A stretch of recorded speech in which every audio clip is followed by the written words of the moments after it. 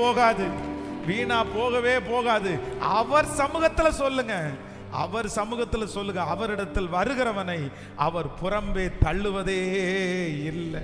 உங்க வாழ்க்கையை ஓப்பன் பண்ணி உங்க இருதயத்தை திறந்து ஸ்ட்ரெயிட்டா போய் ஏசப்பாட்ட போய், அப்பா நான் இப்படிதான் அப்பா இருக்கிறேன், என் சூழ்நிலை இப்படிதான் இருக்குது, நான் நம்புறேன் யார்கிட்டையும் அவர் சொல்ல மாட்டாரு, யார்கிட்டையும் என்னை காமிச்சு கொடுக்க மாட்டாரு.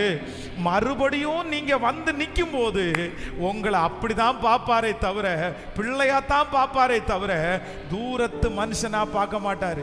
பாருங்க, இளையகுமாரனை அவனுடைய சொந்த அண்ணன் என்னதான் இருந்தாலும் அவனை எப்படிதான் பார்க்கிறாரு, எப்படிதான் பார்க்கிறாரு? வேசிகளிடத்தில் ஆஸ்தியை அழித்து போட்டவன் அவனுடைய குறையதான் பார்க்கிறான். அவனுடைய குறைய தெரிஞ்ச உடனே என்னதான் ரத்த சம்பந்தமான உறவா இருந்தாலும் அவன் திரும்பி வந்தானே, சரி பரவாயில்ல அப்படின்னு தோணல. அவன் குறையதான் அவனுக்கு தெரியுது.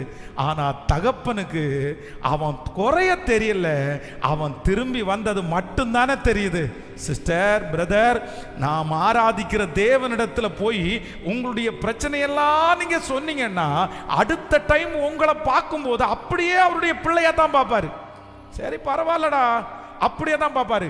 ஆனா மனுஷனிடத்துல போய் உங்க குறைகளை எல்லாம் கொட்டுனீங்கன்னு வைங்களேன், அவன் சாகிற வரைக்கும் உங்களை எப்படி தான் பார்ப்பான்னா தீமையா தாங்க பார்ப்பான், தீமையா தாங்க பார்ப்பான், நல்லதா பார்க்க மாட்டாங்கங்க. நீங்க திருந்தி இருப்பீங்க, மாறி இருப்பீங்க, வெளியே வந்திருப்பீங்க, ஆனா அவனுடைய நினைவை மாற்றவே முடியாது. ஆமென். இதுக்காக தான் ஒன்று சொல்லணும், என் இருதயத்தை நான் அடக்கி கொண்டேன், நான் நலமானதையும் பேசாமல் பாடலாம். ஆண்டவருடைய